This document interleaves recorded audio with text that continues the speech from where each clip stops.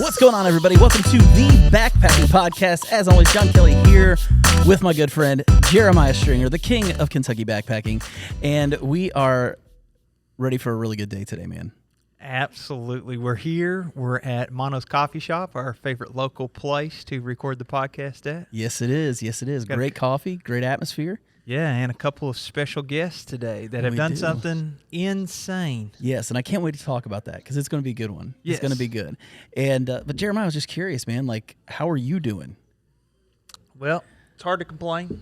We got school starting next week. Yeah. I can complain about that, but you know, I'm never mad on payday is the thing. Yeah, so I can imagine. As long as I keep showing up, I'll keep getting those checks, and I think the world will keep spinning. Keep on molding those young minds. Yes, I was supposed to go out with Mr. Backpacking with Jason Sir on my kayaking, but yep, we officially canceled that because for some reason we've had heavy, severe thunderstorms. I thought kayak, bad idea. I got to tell you, today at this coffee shop, I was here this morning around 7 o'clock in the morning, and I was watching a river run through this parking lot. I'm not even kidding, like probably a foot deep. And it was like coming over the edges of these bushes back here and filling this all up. And it looked like a toilet bowl at the end of the parking lot where the drain is. It was just circling it. I believe you, man. It was crazy, man. I've never seen anything like it. I drove about an hour and a half up here to see you in person today. Yeah, man. And there was a lot of potential hydroplane areas. A lot of flooding. But you got your truck back now. Got my truck back. It's running. It's out. I got a carbon copy of you, man. I know you're it's like we're yin and yang because you're the black and I'm the white. So that's pretty cool. Rocking it though, representing the GMCs. I like it. Well, let's talk a little bit about our guests that are coming on today. One guy's been on this show at least once or twice now. Yeah. Brian Carpenter, we may know him as the Flash. He's also the guy who makes those amazing trail signs from Smoky Trail Signs. And if you don't know what I'm talking about, just get on Instagram and start looking around, and you will find those signs pretty much everywhere. They're pretty amazing. But this past week, he just got back from doing the John Muir Trail with his buddy, Ben Minegar. I hope I'm getting that right. Am I getting that right? Yep, that's right. That's it. If you heard that voice, that was Ben himself. Also, trail name Guru. So I'm looking forward to hearing where that name came from, like why he's called Guru. So without further ado, let's bring Brian and Ben in. How are you guys doing? Doing great. Yeah? Doing great. How are the knees? Sore. What about you, Ben? Did you have any issues? Because you all did the JMT, literally the fastest that I've ever met someone, like in person. You all did it faster. Yeah, it's funny too because we had plans to do it even faster than that, but I think the reality of the difficulty of the trail kind of set in maybe halfway through day one. We were already sort of thinking about pushing it back a couple of days, but yeah, the knees feel okay. It was a little rough, I think, from the last day coming down Mount Whitney Trail, but yeah, feeling good now. Well, I know most people when they hike this trail, they go. It's usually 20 to 25 days minimum for most people who do this trail. And I was looking on Brian's Facebook, which I don't know why I was even on Facebook. I barely ever get on Facebook, but I happened to be on Facebook, and Brian's post came up, and it says day 17, and it shows Mount Whitney. And I'm like, they hiked that in 17 days? And then we're talking to Brian at lunch, and Brian, will you tell everybody what you told us? Yeah, it was really more like 15 because we took 2 days that were just like 7.5 mile days to get over Kearsarge Pass, to get down Onion Valley, take a 0 day. So we had a Nero followed by a 0 followed by another Nero. So it was basically 2 days off. So we kind of did a little bit. That's crazy mileage, man. And that's not bad mileage if you're like hiking in Kansas, but like we're talking mountains, like real mountains, not like the kind of mountains we have out here in the east. We're talking like 14,000 foot mountains you guys are hiking over. They call them passes out there. Which pass was the most difficult for you guys? I'll let you go first, Ben. I thought, at least it's funny because if you go, depending on whether you go southbound or northbound, I think the difficulty of the passes changes. So if we went southbound, and for me personally, it was probably Mather Pass. because we chose to do what's called the Golden Staircase and Mather in the same day. So I think it ended up being like, it was like 3,500, 3,600 feet of climbing, kind of one section right after the other. But we both agreed, I think, that the Golden Staircase wasn't as bad as everybody thought it was. But then we were like, hey, let's do Mather. So we pushed up Mather, and Mather was just, it was pretty steep. And this interesting way that they do trail maintenance out in California, they sort of put these giant square boulders in the middle of the trail that are kind of designed to be like steps, but they end up being, you're doing like a full, like if you've ever done like a step up at the gym, and like a box, you're doing like, just hundreds of step ups, one after the other up this trail. And Mather was pretty rugged to get to the top. And the switchbacks are super long out there, I think probably to accommodate like horses and pack animals. So you're kind of just going back and forth on these switchbacks, kind of climbing over these big steps, just thinking like, when is this going to end? So for me, it was Mather. And I think maybe after that, we were a little more acclimated to the altitude too. Yeah. Yeah. And the closer you got to the pass, like it seemed like the further away the switchbacks were taking you. I was like, where are we going? The pass is right there. But Mather was probably, I mean, that was definitely one of the biggest ones. I thought Muir Pass coming down was hard. Yeah. You get up to the top and you have the Muir Hut, which was really cool. And then you start down and immediately you're going through like 6 switchbacks in the snow. Oh, man. So that was actually kind of fun. And then in July. And then like where the snow's melting, like the whole trail became like a creek, and then you're trying to find the trail but going up Muir Pass was cool because there's a wild coyote, like a young coyote, like just hanging out on some rocks howling, and it was pretty cool. Wow. Did you all have to take any special gear due to the snow? We both bought some spikes, like some micro spikes, but we ended up shipping them home. Okay. Wow. The snow was just minimal. So. Well, Ben mentioned there about the horses. Are there any parts of the trail that horses can't go on? And did y'all feel like the fact that it's rated for horses in equestrian life made it better, worse, or you're pretty much neutral? It didn't really matter. I don't think. Yeah, go ahead, Brian. I don't think it really mattered. Other than sometimes you're just dodging horse poop on the trail, but it wasn't like the Sheltowee Trace where it tears up the trail really bad, or no, because the trail is just nothing but rock. That makes sense. And a lot of times, like I mean, our legs were just like filthy because like you're every step you take, you're just kicking up dust and dirt and but yeah, it was just like little pebbles, big pebbles, boulders. It was just every beach sand. Yeah. Sand. A lot of it just felt like you were walking on the beach. Yeah. But yeah, I think we saw horses pretty much on every section of the trail, whether they're allowed in the whole corridor. I'm not certain, but we did see a lot of horses. Yeah, and there was a big horseback group that came out that passed me on the way to Guitar Lake, and it was funny. I was almost to Guitar Lake, and I see like this weird, like tall, like slender tent set up. I'm like, who is camping in this thing? And then the closer I got, I'm like, oh, this is for people to use the bathroom in.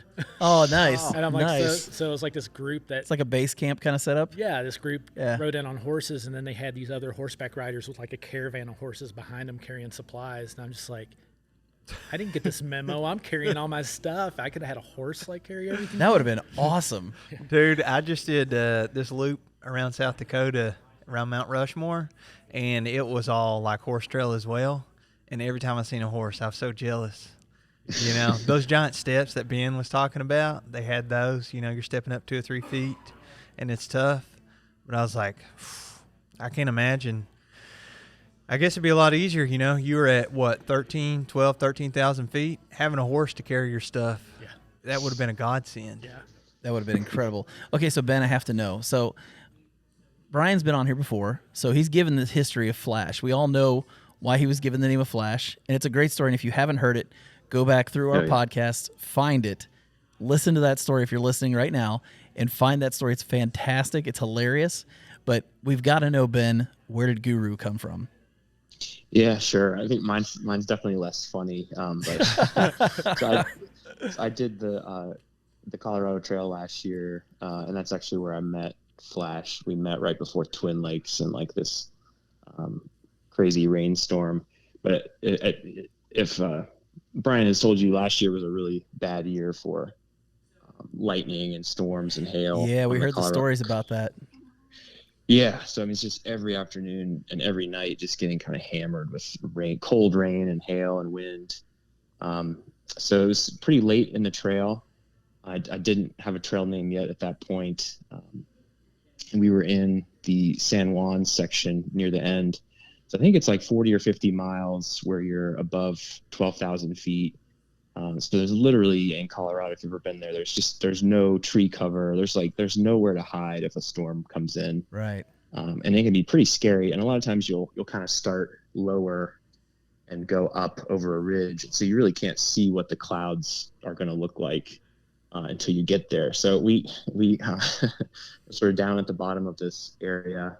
It's still probably 12,200 feet. I was with a group of people, including a guy I had just met named Shuffle. His trail name was Shuffle, I believe. And we were like, well, the sky's blue. Let's hike over this area and try to get down. It's this big climb down into sort of the Silverton area. So it's probably about 16, 17 miles.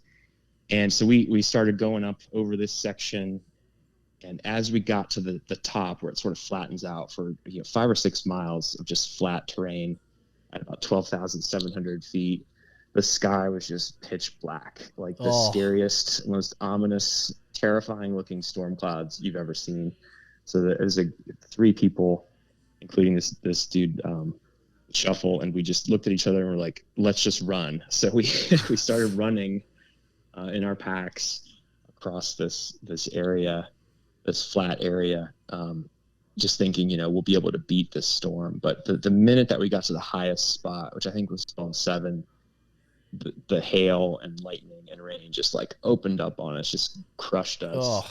So I'm like standing in the lightning position with my, tiny little tent like wrapped around myself. Didn't have time to set it up. Just getting like pelted with rain, and the lightning and thunder it was flash and boom sort of at the exact same time. So you knew that the lightning was like right on top of you, and it lasted for probably about 45 minutes. I'm just like in my tent holding my inReach device, like, should I text my wife and let her know that I love her? Like, this is a crazy situation. And so finally the storm passed, and we still had, we survived obviously, and had 5 or 6 miles or so to get down. And it's this gorgeous section that sort of drops, I don't know, probably 2,000 feet or so on these switchbacks, maybe 1,000 feet down into, I think it's called the Elk Creek Drainage. It's one of the most beautiful, iconic sections of the Colorado Trail. And I was hiking with this guy. I think his trail name was Shuffle, and he was a geology student in college and an REI employee at the time. So he was just explaining to me in detail about all these rock formations, and just a super cool, 2-3 hour conversation with this guy as we walked down this really cool section. And we camped together that night, and the clouds had sort of cleared away, and it was super peaceful and calm. And, to just go from like this crazy, scary storm to super calm. And we just ended up starting talking about gear. I'm sort of known for having a small backpack and very minimal kit. And talked about gear. And Brian's over here, eyes got real big, and he's going, yeah. We'll unpack that. Yep. So he wanted to talk all about my gear, and he was like, "You're the guru, man. You're the gear guru. You're guru." And at first I was like, "Oh, I don't really want a trail name associated with gear necessarily," but it was just a cool day, one of the most memorable experiences of my life so far, of just going through that storm and hearing, like the ground shake when the thunder was coming. It was just super intense. And then this super calm, cool conversation with this guy. So it's really it's more of a trail name just associated with a really cool memory. And it has stuck. So that's awesome, man. That is awesome. Yeah. I love hearing where people get their trail names from. It's just a lot of fun. I've actually never gotten one, which is good. I'm cool with I'll just be, hi, I'm John. I'm good. Perfect. You you give it a little more time, man. I'll give it time. We'll They're see. I feel like they all have to be organic. Has to be. You know? I mean, you're Yosemite Sam over there. Yeah. So. Yeah, giving. Yep. Giving, not taking. Yep. So y'all met on the Colorado Trail, Brian. Yeah. Yeah. Will you tell us about that? Because it's funny how backpacking works. I met this guy on my first trip ever, and it's through the Smokies on the AT. His name was Hatchet Man. And then the next year, we started the Long Trail together. And I didn't know him at all. I just backpacked. I spent 2 days with the guy. And then all of a sudden, boom, a year later, not even knowing him, I am flying hours and hours away and doing this trail that I'd never even heard of. So take me through, and then how did y'all even come to the point where you're doing this trail together? Yeah. So last year on the Colorado Trail, we were, it was coming out of Leadville, going toward Twin Lakes. And Twin Lakes, once you get right past it, is where the collegiate east and west split. And so the west, you would actually go when you're hiking the Continental Divide Trail. You would take the west route, and the east route. The west route's known more for like a little bit higher elevation, some better views. The east route is slightly lower elevation, but the climbs still suck. So don't they always? Yeah. And so I had gotten into got past Leadville and heading in toward Twin Lakes, and it's just like raining all day. And I'm walking down trail, and I see this guy just kind of sitting on the side, eating a snack, and I was like, "Hey, what's up, man?" And it was Ben, and he's like, "Hey," and so I'm just like, "I'm Flash. What's your name?" And he's like, "Ben," and cool. So I keep going, and then he catches up, and we're going down. I think we kind of get turned around by a pond, we're both using gut hook or far out or whatever, and we're like, "This, I don't think this is the trail," and so we're kind of backtracking a little bit, and then it was like random, I see a croc laying on the ground, and I'm like, that looks like my croc. so I take my backpack off, and I look, sure enough, it was my croc. Wow. But then my other croc is missing too. Oh no. I'm like, oh man, not my crocs. They're my AT crocs. They're magical. They've been on every trail. So put this croc in my backpack, can't find the other one.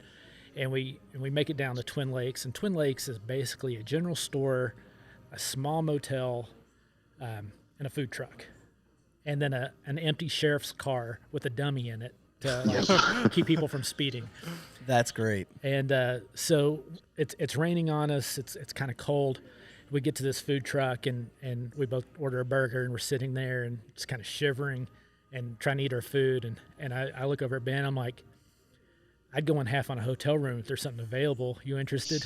Oh. And he's like, yeah. And it's like, I just met him 30 minutes ago. Uh-huh. Let me just add. Kind of shivering is an understatement. We were both shivering like crazy. It was so cold. Oh, Yeah, that's so rough. cold. That's rough. So we go, and we go over to this little motel, and there's no vacancies. So we're like, all right, and go back into the general store, and I'm like, do you guys know of any place close by that might have an opening? And the girl working there just gave me a phone number. She said, you can try calling this guy. He has a couple cabins. So I called this number, and the guy's like, yeah, I got one cabin left, but I haven't cleaned it yet. Can you wait? And I'm like, yeah, how much? And I really didn't care. I'm just like, there's two of us. It's cool. And he's like, $120. I was like, done. And I'm like, can you pick us up? He's like, yeah, give me about an hour. And so we see two other guys in the general store. It was Spice Rack and Ace, and I just met them the day before. And I'm like, hey guys, I got a cabin. Would you guys be interested in going in on it with us? And they're like, yeah. So I'm like, sweet. And now it's split 4 ways. And then I sent a message to a couple other people that were kind of hiking close by, and I'm like, hey, I think I got us a cabin. Y'all in? And they're like, well, we really need to eat. We'll let you know. And I'm thinking it's 2 more. It's a 6-person cabin, so 6 people, perfect. Well, it turned into 8 of us. Uh-oh. And it was awesome. So this guy comes, picks us up in his pickup truck. There's 4 of us that he's giving a ride to. And this truck, I've never seen so many McDonald's fish fillet wrappers in my life. There's empty McDonald's Fillet cups. of fish wrappers? Yeah. And really? there's the whole truck is full of them.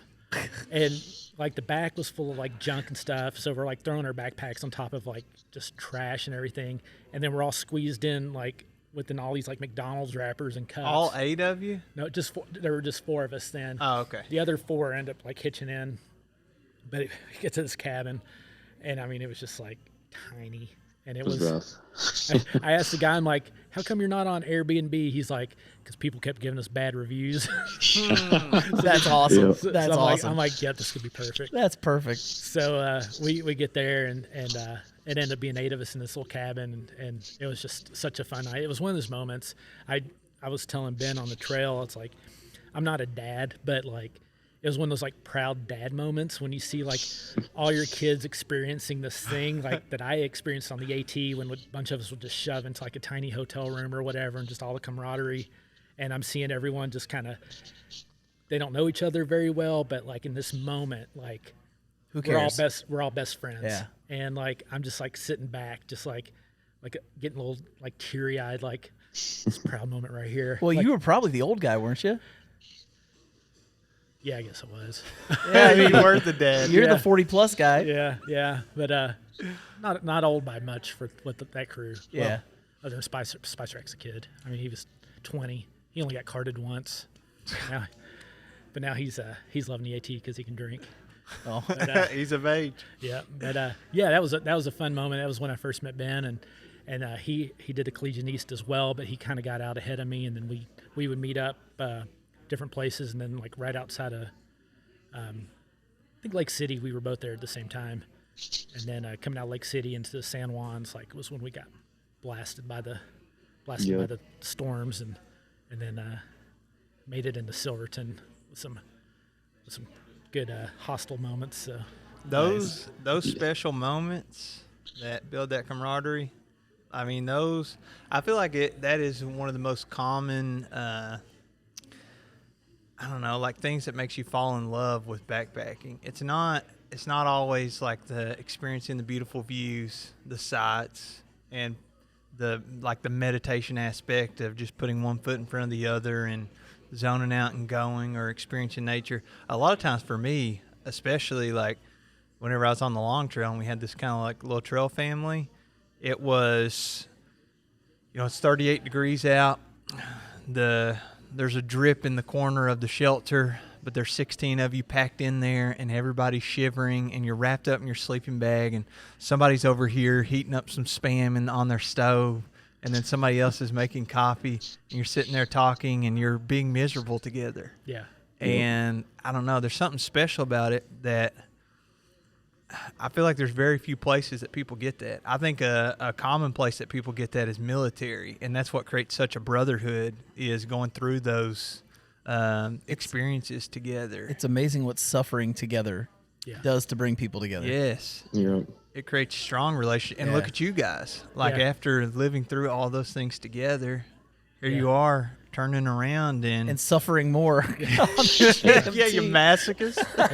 Yeah, and let me just add to that story, because this was the Colorado Trail was sort of my first long through hike experience. I had done a 70-mile through hike near where I live in Pittsburgh, Pennsylvania, called the Laurel Highlands. Yeah. Yep. It's a great little trail, but it's nothing like the Colorado Trail. It's sort of my first time out west. So I had coming out of Breckenridge, just about 100 miles in, a pretty kind of scary experience with altitude, and I was just really questioning, like, can I continue to do this trail? I'm gonna keep going cautiously, but just after that experience, not super optimistic and confident in myself to finish. And so we were getting poured on walking into Twin Lakes, and ran into Brian. He was just like, he was super inspirational to me, like from the first moment that I met him. Probably stuff that he doesn't even really remember. But he was super humble. And I just remember asking him, like, have you done any through hikes before? And he's like, yeah, I've done a couple. And I'm like, oh, cool. What have you done? He just runs down this incredible backpacking resume of, the AT and the Sheltoe and Superior.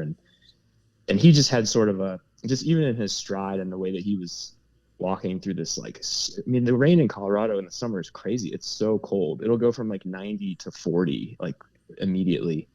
And so we're getting just crushed by this cold rain. And he was just super confident and was hiking super fast. I remember just trying to keep up with him. It's because I'm right. Can I tell you, I am right there with you, Ben. I did the Sheltoe with him, and I can tell you, fast. there were times I just said, "Okay, I'll see you at camp." Like he was gone. I'm like, I'm not going to try and keep up with this guy right now. Like he's got those long legs, and you would think he's like, for people who don't know, Brian, he's a big dude, and he gets out there, and it's just like he becomes like super athlete on the trail. It's unreal. Yeah, and that's all going through my mind. I was like, this guy's a crusher, and he's super experienced and confident. And I just remember he was like, we're getting to town, and we just like, we hiked. It's just one of those like sections that seems like it never ends. But we did 5 or 6 miles through this cold storm and made it down to town.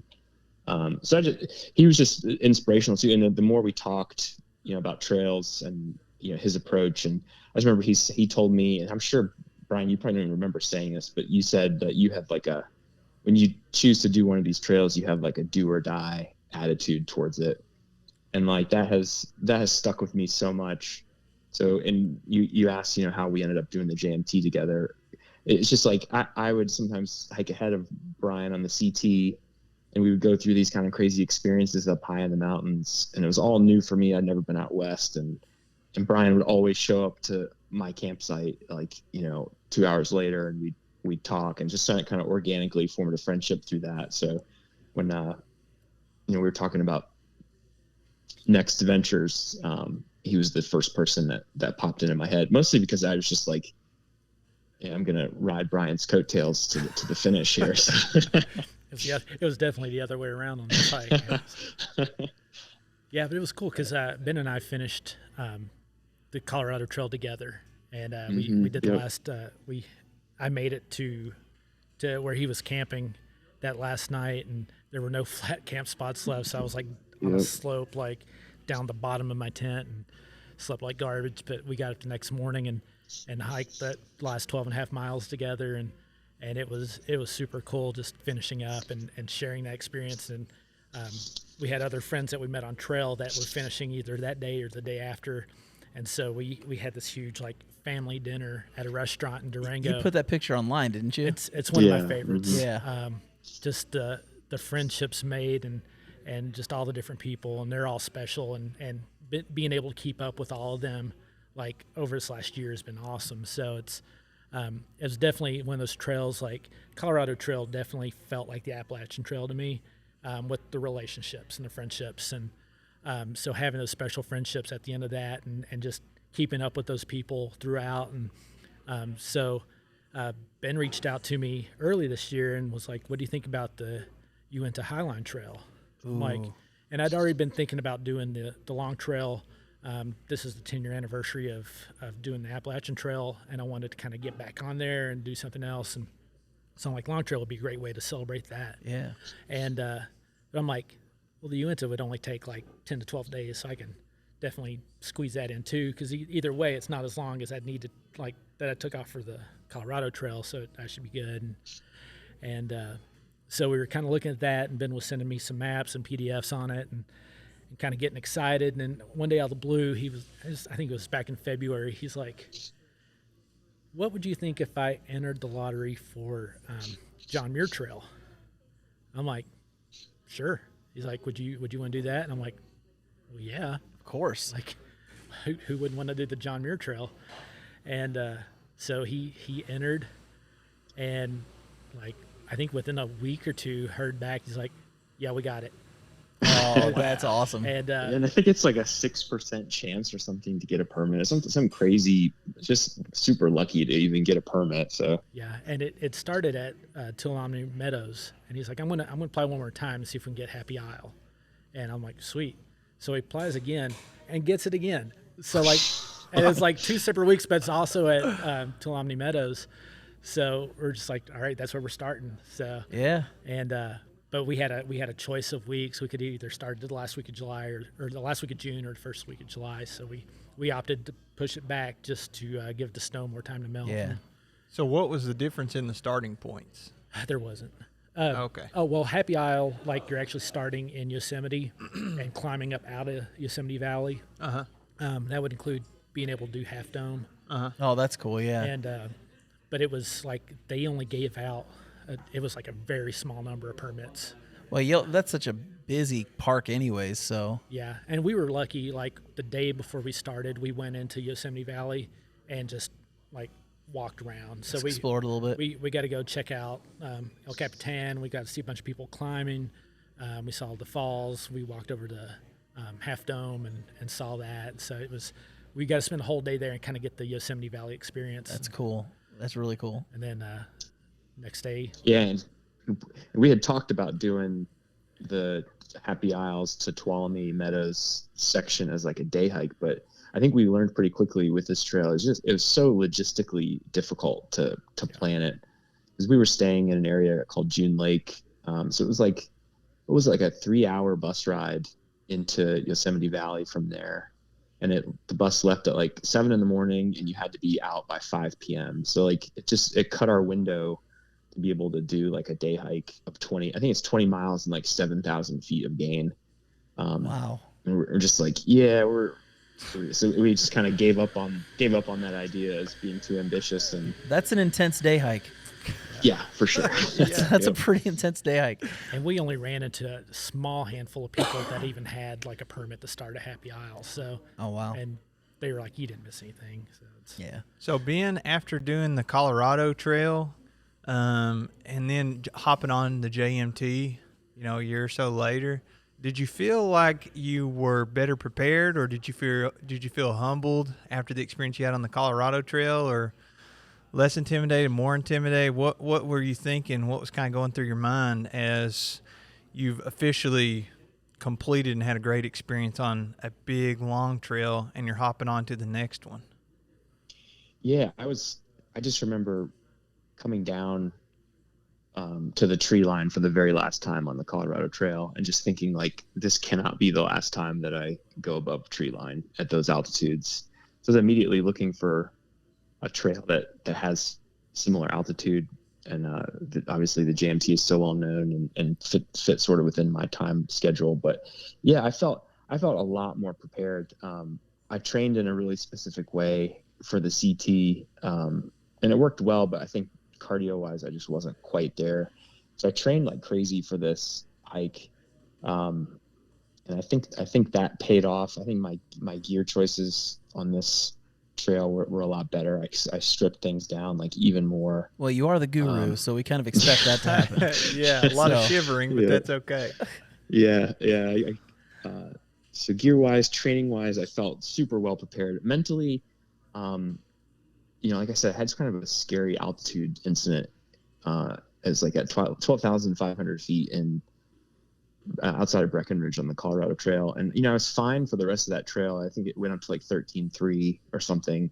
And I was fine at all those altitudes, but, just in the back of my mind, I was like, can I really do a 14er, so the highest peak in the lower 48, Mount Whitney. So that it's just that doubt was a little bit in the back of my mind for the whole trail. But it was also kind of the reason why I picked the trail. It's like, do what makes you scared a little bit. Yeah, I'm from Pennsylvania. Yeah. I live at 700 feet above sea level. So, well, I was going to say altitude.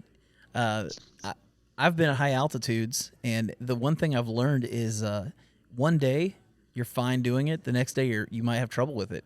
Yep. It's just never. There's no way to predict altitude sickness or how your body's going to react to that. So you're always taking a chance when you get above 12,000 feet. You're always taking a little bit of a chance that you could get sick or have a terrible headache or who knows what. I know when I was on Kilimanjaro, we had folks that literally like turned green and couldn't eat anything for a day and were a mess because of it. Then they get to this peak and they were fine.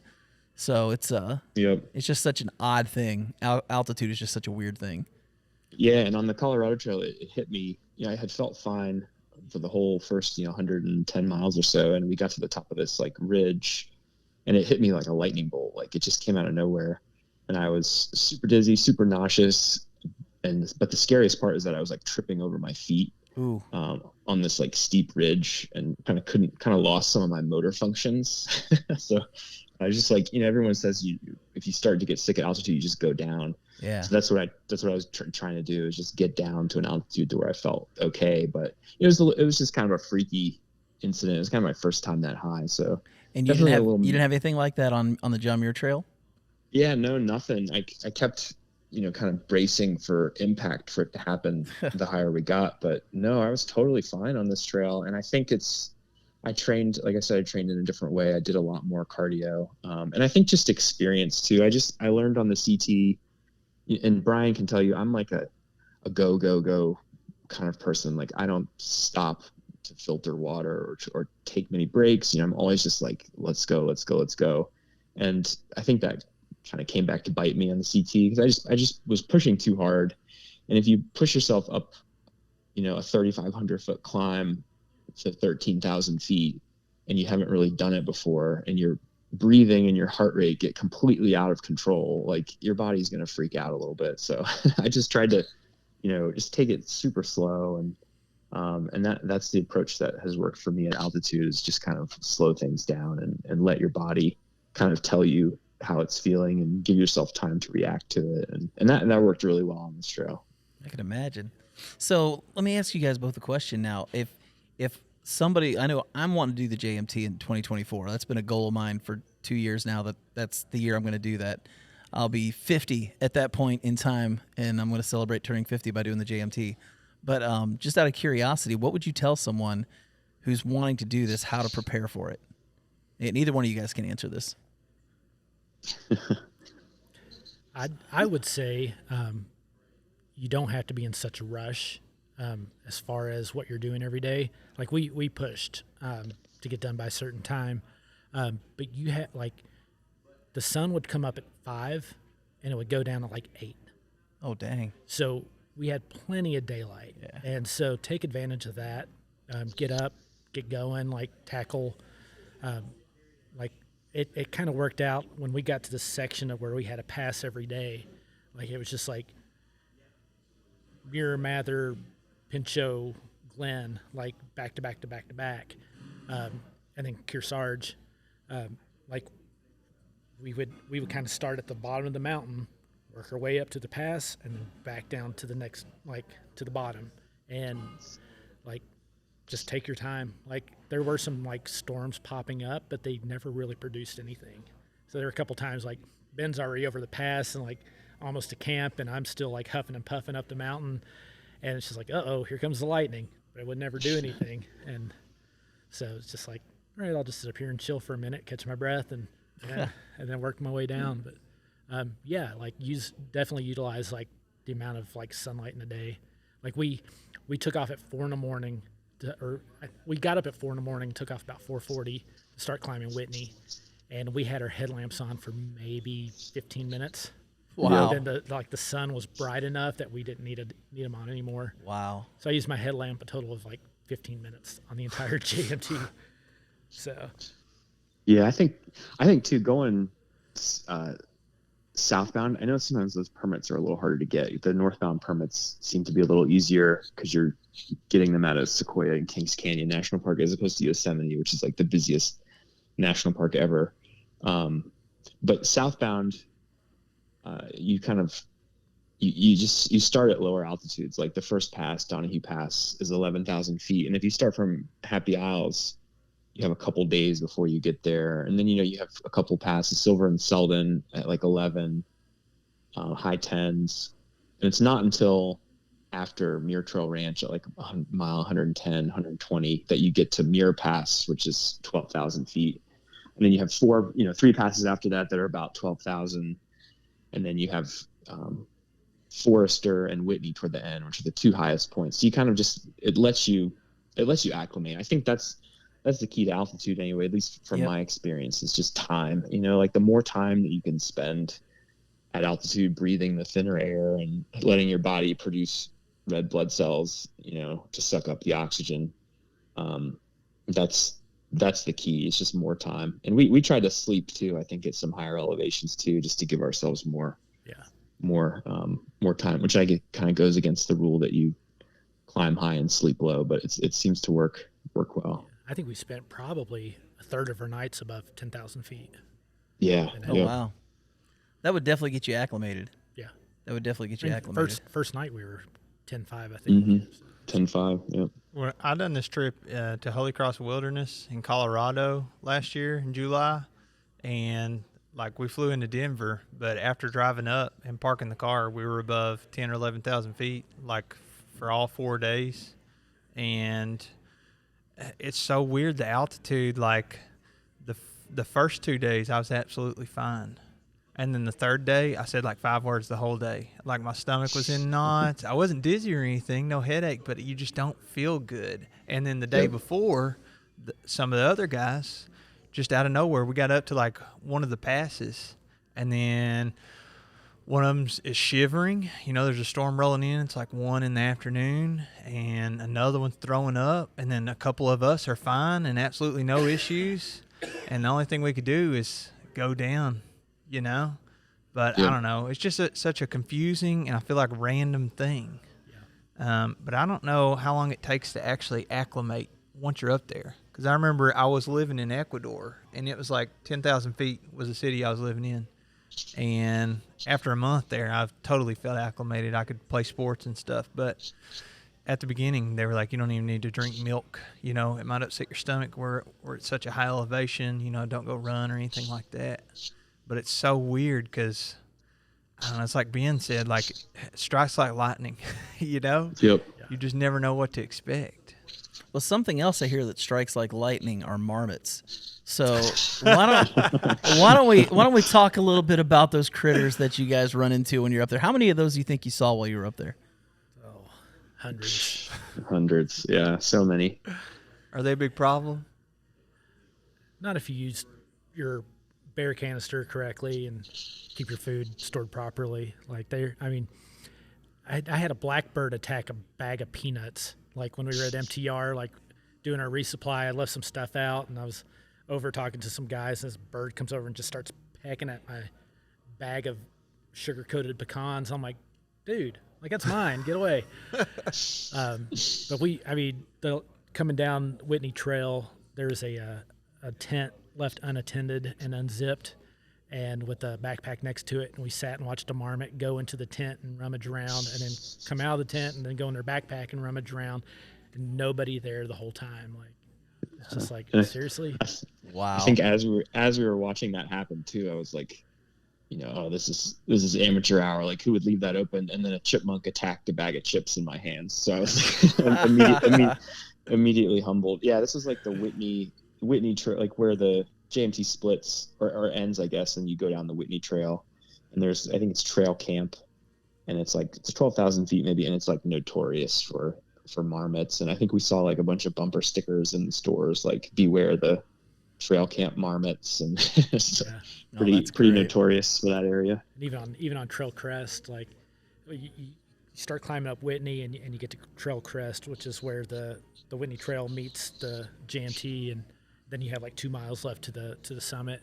And a lot of people will unload like stuff out of their backpack and just do the last 2 miles kind of with a lighter load.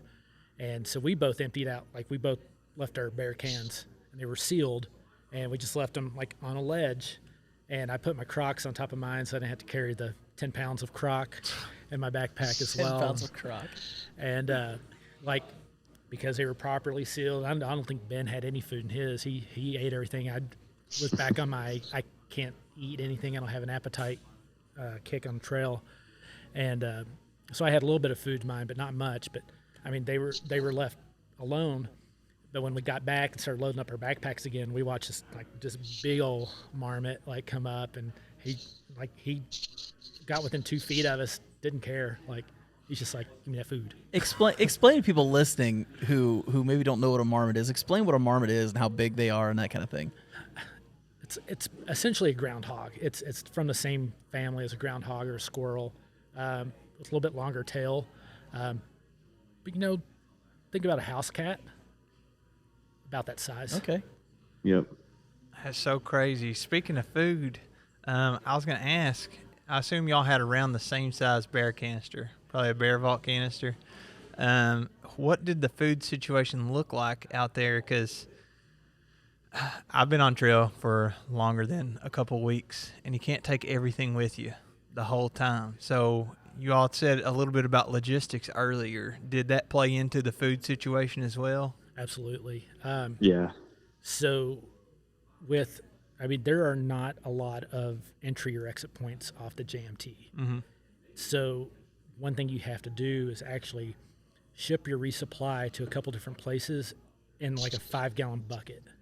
Okay, this is like in the movie, John, you're talking about. Mile and a half. Yeah, they had the Yep. 5-gallon buckets to resupply. Yeah, so Ben actually, I sent him a grocery list, and he went and picked up all of our food, and then put them in the bucket, and then shipped them. So we did 2 shipments, one to Red's Meadow, and then one to Muir Trail Ranch. That's the really popular one that a lot of people talk about. Yeah. Yeah. So Mm-hmm. Red's. So we had basically 2.5 days to get to Red's Meadow, picked up that resupply, and then that was a 3-day resupply, and then from there that got us to Muir Trail Ranch, and that was a 5-day resupply, and that's when you're starting to hit all your big passes. You're entering Kings Canyon, so you got Muir, Mather, Pinchot, and Glen like back to back to back to back, and then that gave us enough food to get over Kearsarge Pass to take our 0 day into Bishop, where we just went to the grocery store and got our final 3 days of resupply. Sure. So, Yeah. So at one point Yeah. you were carrying 5 days worth of food with you. yeah, That's heavy. yeah. And it didn't I fit in our know bear a lot cans. of people. Yeah, yeah. A lot of folks do like a 10-day, 11-day food carry on the JMT, and I think because we did maybe a 6 or 7 day carry on the Colorado Trail, and I was just like, never again. So I think logistically our resupply strategy worked pretty well. Like we had a pretty short, I think it was like 2-day carry, maybe 3-day carry to Reds, short carry to Muir Trail Ranch, and then the 5 days, which wasn't terrible. It still kind of sucked, but I highly recommend Kearsarge Pass. It's Kearsarge Pass Trail. It's a side trail off of the JMT, but it's like 7.5 miles over a beautiful pass that's pretty easy compared to the other passes. And you walk this really nice graded trail down to Onion Valley, and you can easily hitch into the town of Independence or Bishop and take a day off. Get some groceries for the final push. It's just so much better than carrying 10 or 11 days of food. I can't imagine. Yeah. It's Well, so much weight. Considering the miles you guys were doing, how nice was that day off? Wow. So good. Yeah. So good. I mean, Yeah, you guys great. like I said, you guys weren't taking it easy. Like you were going after it on this trail. Most people don't do that when they do the JMT. So I can only imagine what a 0 day would have been like Yeah. for you guys. And we squeezed in some kind of like, not necessarily Nero's, but they were kind of like treat nights. We got to Red's Meadow and actually took the bus into Mammoth Lakes, got a hotel there so we could shower after 3 days. And just the amount of dirt that was on us those first 3 days was ridiculous. And then we took a side trail to VVR, which is Vermilion Valley Resort, and they actually pick you up in like a fishing boat and take you across this lake. And the guy was like, full disclosure, there's a small hole in the bottom of my boat, but we'll be okay. No life jackets, no nothing. 5 of us in this little fishing boat and the guy driving, and you get there, it's like free camping, free beer, or the first one's free, but then they like nickel and dime everything else. Like they have like a decent resupply, like $8 for an 8-minute shower, which we didn't do, $8 for laundry, $25 for internet, which we also didn't do. But the whole place is just run off generators. Yeah. So it's like 10 to 7, like they shut everything off. So it's all gas. Like that's why they have to charge so much because they're running everything off of gas. But the food, oh my goodness, the That's dinner, awesome. the dinner was. It's I so took a good. picture of the dinner because it was beautiful. And I The remember whole place. Yeah. I remember Go ahead. the night before our 0, I was like, you know what I'm thinking about? And Ben's like, what? I'm like, if I should have bought a second dinner that night or not. It's like That's awesome. I was craving like real food so bad. I was like so tired of like my ramen, and so I was just like, I just want real food. Yeah, it's like crazy good barbecue with potatoes and salad, and it was awesome. It was like adult summer camp at VVR is how it was described to us, and we were like, we're going. Oh, that's great. So That's okay, awesome. so we got about 10 minutes left. So I want to ask. For me, this is an important question. What is the one part of the trail that you loved the most? What was the one place on the trail that if you could just write about that one place, what would it be? Yeah, for me, I hate to sound like a broken record, but it was the day that we did the Golden Staircase up to Mather. The Golden Staircase part kind of sucked, but just hot and steep. But Mather Pass was challenging, and getting to the top, I was completely by myself on the top, which was so cool. The view is so epic from the top of Mather Pass, and it was like super sunny on the one side, and then the minute that you cross over to the other, it's like super dark because the mountain was blocking the sun, and these crazy switchbacks down. And our campsite that night was just it was like we were camping on like the surface of the moon, like just crazy alpine views for miles and miles and miles. That was the highlight for me. That area was just so beautiful, Palisade Lakes, and it was amazing. Yeah, it was funny because I of course I'm like an hour behind Ben on the trail, and I get up Mather Pass, and you come up over it and you look down, and it just looks like a giant crater on the moon. Yeah, like you can't even see like the bottom of the mountain. It just kind of levels out, and you start down, and it just felt like a giant crater. And Ben's like, "You can see my tent." I'm like, "All I see are rocks." And your tent's great. Tiny rocks, yeah. For me, like, because we talked about it a little bit on trail, and at the time it was just like my favorite moment was our day off. But no, for me it was I think it was Forster Pass, and I've had to like kind of really think about it because I had Forster Pass to myself. It took me a little bit longer to get up there. I just wasn't motivated that day, and like I knew we were on. It's weird because when I get close to being done with the trail, I kind of want to sabotage it so it doesn't end. And even though I was ready for this one to be over, right. like I wanted to quit a couple times, but like knowing that I was going to finish and climbing up Forster Pass, and that's like kind of the most famous pass on the trail and PCT hikers and everything. And I was just kind of struggling at first to get up there, but when I got to the top, I was the only one up there. And it's weird because you get up there and it's like you have a little area to the left, and then the trail kind of goes to the right, but right in the middle is just like a 2,000-foot drop. Yep. And like it's called the chute because when it snows a lot, like it fills up with snow and ice, and you have to be real careful in that area. But I'm sitting up there on top of Forster, and I'm just like, this has really happened. Like I've just climbed the biggest pass. Like Whitney is 2 days away. Like I didn't quit. Like I'm now in this place that like I've heard about from all these like PCT hikers that I've listened to on podcasts, and like I'm in this moment by myself, and there's a little sign there that says Forster Pass, 13,200 feet. And I'm like, still not the highest I've ever been. I was a little higher on the Colorado Trail, but it said entering Sequoia National Park. And I'm just like, my mind just went to the speeder bikes and Return of the Jedi. I'm like, this is like filmed in that area, the big sequoia trees. That's great. And I'm just like, sweet. Ewoks. There's Ewoks close by. But yeah, I like having Forster to myself, then coming down and we camped at this little pond up on it's called Longhorn Plateau, and there are longhorn sheep in the area, but we didn't see them. But coming down there, it was just like we were set up for like Whitney, and it was just a cool moment. Like one guy passed me, and he's just like, yeah, Flash looked like he was just not having fun, and that was partly true. But then getting up on top, like it was a special moment. So. Well, I have a very important question as well.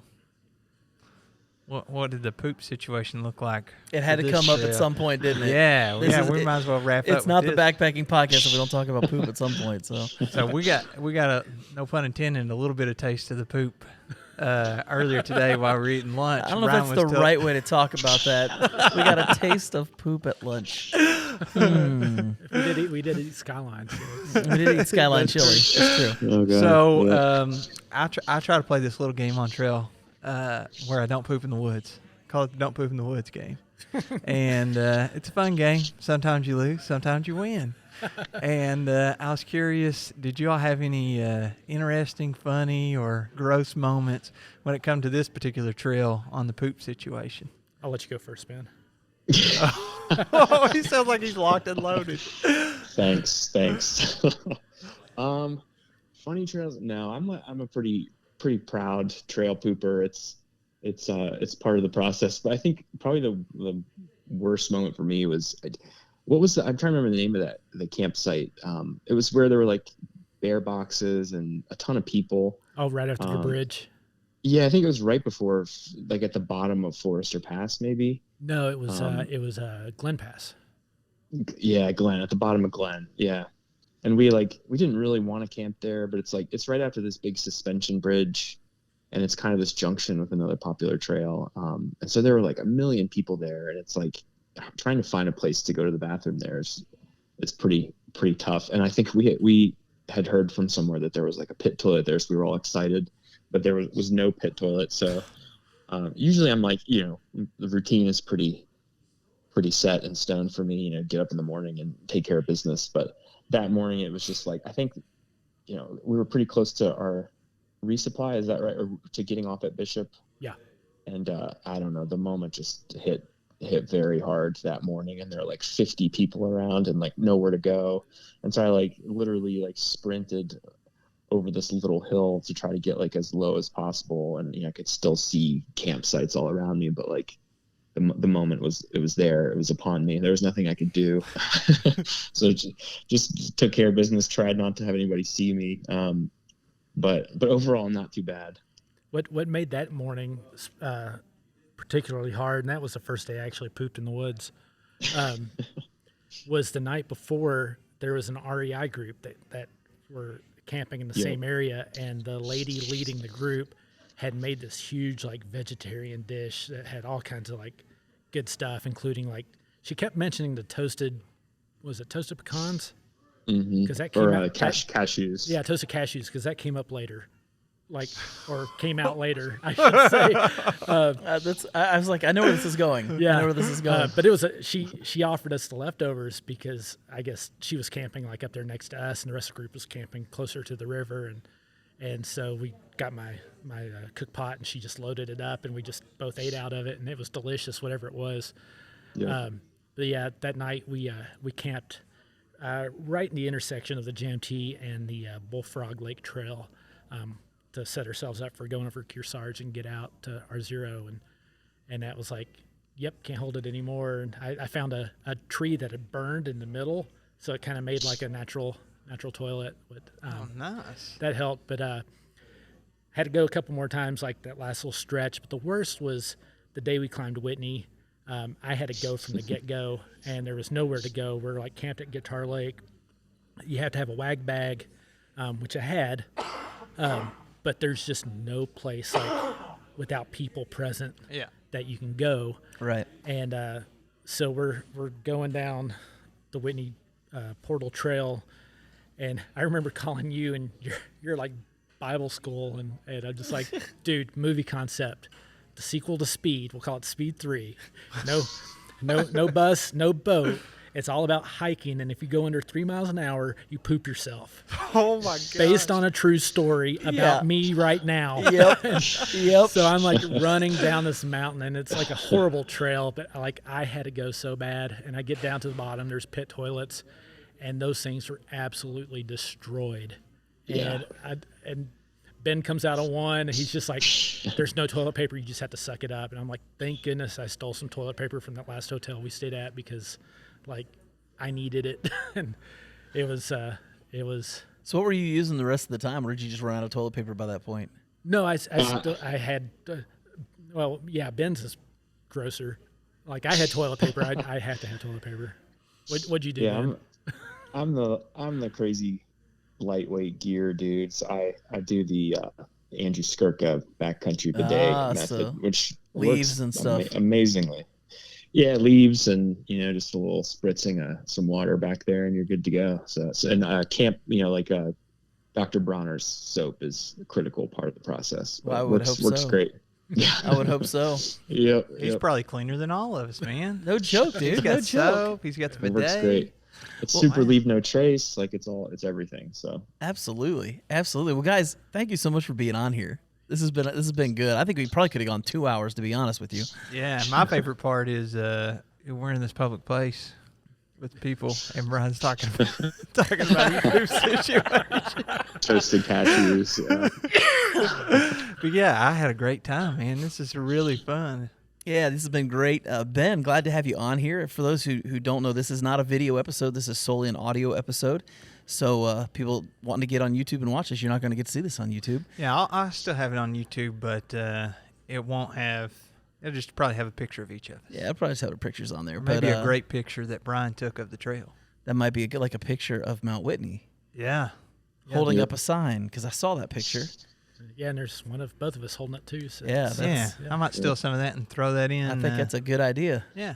I think that's a good idea. So, guys, it was good chatting with you. What's the next? Are you both doing the long trail together, or is that just you, Brian? that's just me. And that's in a couple weeks. Yeah, a couple weeks, but we're gonna swing by and visit Ben on our way up. So Nice. Oh, Ben, very do you cool. do any content creation or anything like that? Any place that people can follow you or see any of your photos from this trip?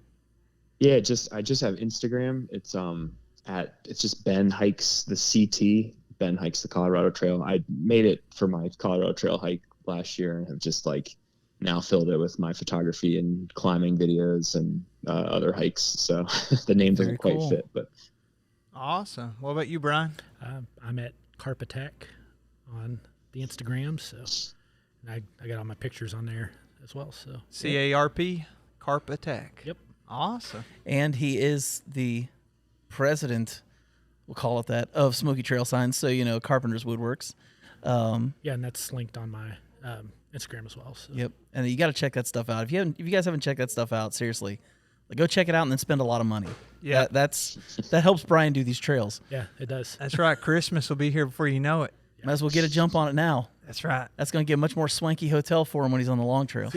So, Yeah, you might have to split it 8 ways next time. I won't have to stay with the Colt and the Yellow Deli Colt. Stay in a hotel instead. well, for myself and Jeremiah, thanks for tuning in. And we will catch you guys on the next one. Adios, folks.